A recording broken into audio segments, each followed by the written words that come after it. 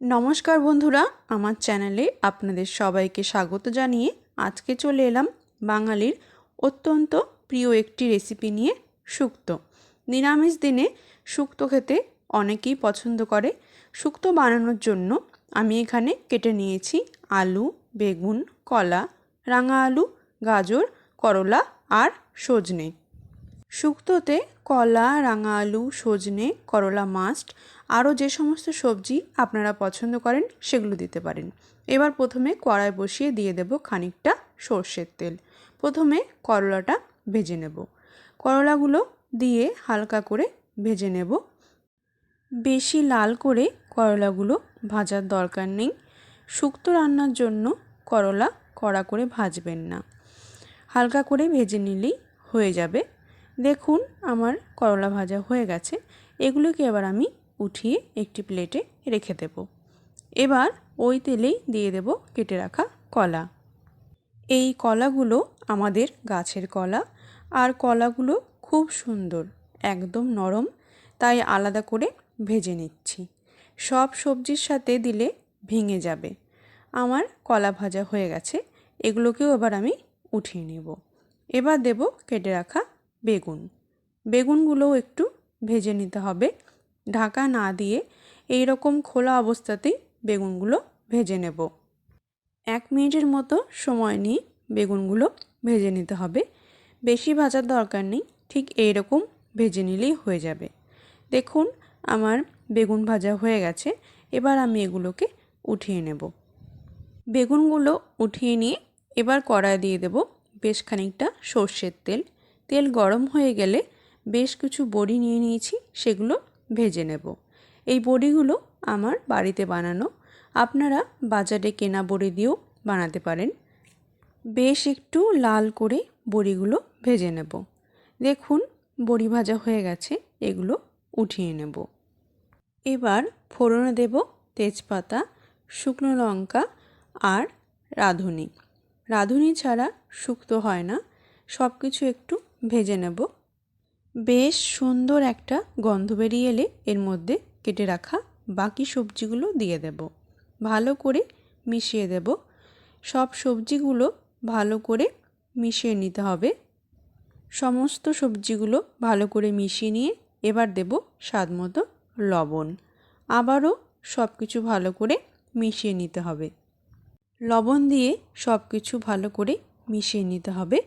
দেখুন আমি সব কিছু ভালো করে মিশিয়ে নিচ্ছি। এরপর ঢাকা দিয়ে আমি 7 থেকে 8 মিনিটের জন্য রেখে দেব, যাতে সবজিগুলো একটু সেদ্ধ হয়ে যায়। এই সময় গ্যাসের ফ্লেমটা মিডিয়ামে রাখতে হবে। এবার একটা মশলা বানিয়ে নেব। মশলাটা বানানোর জন্য আমি এখানে কড়াই বসিয়ে দিয়ে তার মধ্যে দিয়ে দিয়েছি একটু পাঁচফোড়ন, রাঁধুনি আর একটু জিরে। সব কিছু একটু শুকনো কড়াই ভেজে নেব। লো ফ্লেমে 1 মিনিট সময় নিয়ে মশলাগুলো ভেজে নেব। মশলাটা ভাজা হয়ে গেছে, এবার মশলাটা গুঁড়ো করে নেব। এদিকে এবার ঢাকা উঠিয়ে ভালো করে নেড়ে নেব। সবজিগুলো এবার একটু ভেজে নিতে হবে। সবজিগুলো একটু ভেজে নিয়েছি। এবার আমি এর মধ্যে দিয়ে দেব একটু আদা বাটা। সবজির সাথে আদা বাটাটা ভালো করে মিশিয়ে দেব। আদা বাটাটা ভালো করে মিশিয়ে নিয়ে এরপর এর মধ্যে দিয়ে দেব আমি একটু সর্ষে আর পোস্ত বাটা। সর্ষে আর পোস্ত বাটাটাও সবজির সাথে ভালো করে মিশিয়ে দেব। সব কিছু খুব ভালো করে মিশিয়ে নিতে হবে।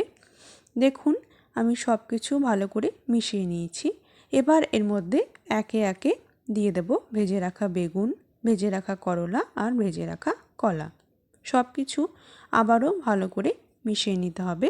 বড়িটা এখন দেব না, বড়িটা একটু পরে দেব। দেখুন মিশিয়ে নিয়েছি। এবার দিয়ে দেব আমি এর মধ্যে দুধ আর দেব জল। এখানে আমি 1 কাপ দুধ দিয়েছি আর ওই কাপের 1 কাপ জল দিয়েছি। আপনারা চাইলে সম্পূর্ণটা দুধ দিয়েও বানাতে পারেন, তবে সম্পূর্ণ দুধ দিয়ে বানালে একটু ঘন হয়ে যায়, আর আমার এইরকম একটু পাতলা খেতে ভালো লাগে। এবার ভালো করে মিশিয়ে নিয়ে ঢাকা দিয়ে 2 থেকে 3 মিনিট রেখে দেব, যাতে ঝোলটা ভালো করে ফুটে যায়। 2 থেকে 3 মিনিট পর ঢাকা উঠিয়ে ভালো করে নেড়ে দেব। আপনাদের যদি মনে হয় দুধটা কেটে যাবে তাহলে দুধের মধ্যে 1 চামচ ময়দা দিয়ে দেবেন, তাহলে আর দুধটা কাটার ভয় থাকে না। এবার এর মধ্যে দিয়ে দিলাম আমি ভেজে রাখা বড়ি। ভালো করে মিশিয়ে দেব আর দেব একটু চিনি। শুক্তোটা একটু মিষ্টি মিষ্টি হয়, বড়িগুলো আগে দিলে ভেঙে যায়, এই সময় দিতে হবে, তাহলে বড়িটা একদম পারফেক্ট হবে, ভালো করে সেদ্ধ হয়ে যাবে আর ভেঙে যাবে না।